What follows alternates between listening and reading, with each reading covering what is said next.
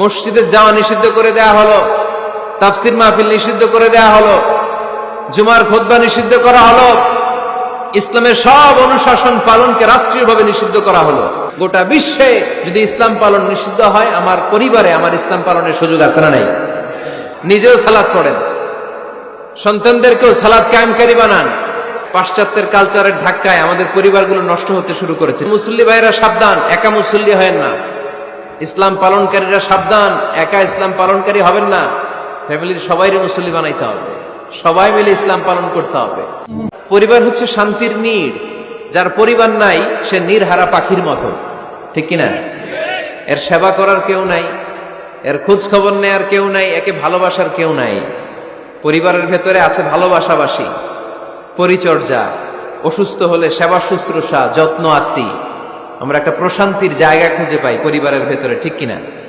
এজন্য আমি যদি জান্নাতে যাই, আমি চাই আমার পরিবারের সবাইকে নিয়ে যাব। এজন্য রাব্বুল আলামিন বলেন, ইয়া আইয়ুহাল্লাযীনা আমানু কু আনফুসাকুম ওয়া আহলিকুম নারা ওয়াকুদুহান নাসু ওয়াল হিজারা আলাইহা মালাইকাতুন গিলাযুন শিদাদুন লা ইয়াসুনাল্লাহা মা আমারাহুম ওয়া ইয়াফআলুনা মা ইউমারুন। সুবহানাল্লাহ পড়েন।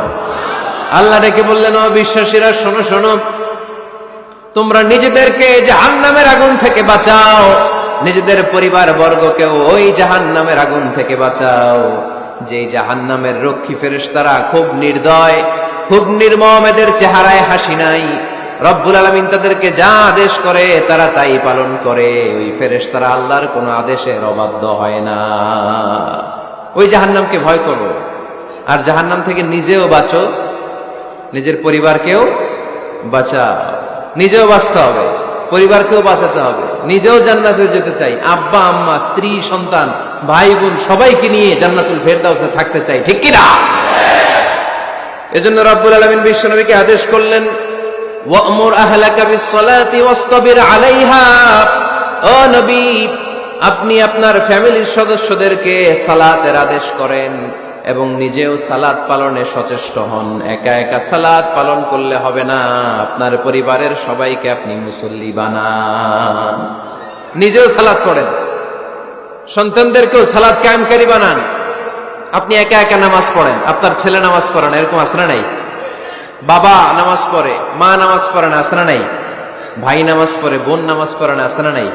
আচ্ছা, আমি জান্নাতে থাকবো, আমার মা থাকবে জাহান্নামে, এটা ভাল লাগবে? আমি থাকবো জান্নাতে, আমার আব্বা জাহান্নামে, ভাল লাগবে কার কার? আমি থাকবো জান্নাতে, আমার ছেলে মেয়েগুলো জাহান্নামে। আমি জান্নাতের নাজ নিয়ামত ভোগ করবো, আমার স্ত্রী থাকবে জাহান্নামের আগুনে, এটা আমাদের ভালো লাগবে?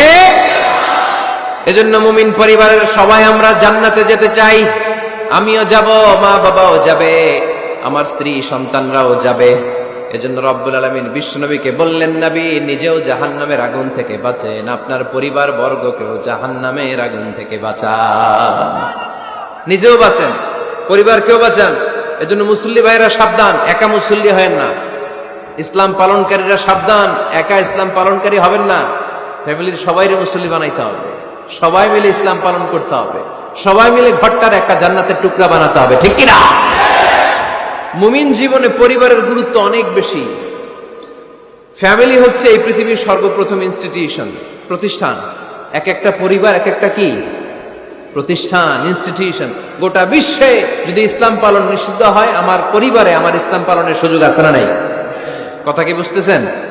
বাংলাদেশে ইসলাম পালন নিষিদ্ধ করে দেয়া হলো, মসজিদে যাওয়া নিষিদ্ধ করে দেয়া হলো, তাফসির মাহফিল নিষিদ্ধ করে দেয়া হলো, জুমার খুতবা নিষিদ্ধ করা হলো, ইসলামের সব অনুশাসন পালনকে রাষ্ট্রীয়ভাবে নিষিদ্ধ করা হলো।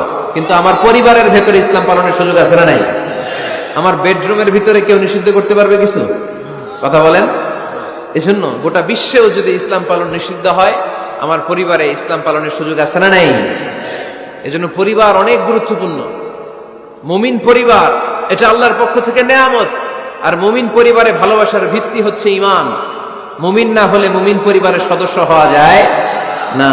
নূহ আলাইহিস সালাম আল্লাহরে বললেন, আল্লাহ এই মহাপ্লাবনে আপনি আমার ছেলেকে মারবেন না। ইন্নাহু মিন ইবনি, নিশ্চয়ই এই ছেলেটা সে আমার সন্তান, আমার ঔরসজাত। আল্লাহ বললেন, না নূহ, তুমি ভুল বলেছো, সে তোমার সন্তান নয়। ঔরসজাত হলেই সন্তান হয় না, ঈমান আনা লাগে। চিল্লায় বলেন ঠিক কিনা? নূহ আলাইহিস সালামের এই মহাপ্লাবন, নূহ আলাইহিস সালামের সন্তান কানাআনকে রক্ষা করতে পারে নাই। এজন্য মুমিন পরিবারের ভালোবাসার ভিত্তি হচ্ছে ঈমান। আওয়াজ করে বলতে হবে, বিশ্বাসীদের পরিবারের ভালোবাসার ভিত্তি কি? আরো জোরে বলেন, ভিত্তি কি? ঈমান। এজন্য আমাদের পরিবারগুলো আমাদের জন্য রহমত, আমাদের পরিবারগুলো আমাদের জন্য আল্লাহ তাআলার পক্ষ থেকে মার্সি, ব্লেসিংস এন্ড বাউন্টিজ।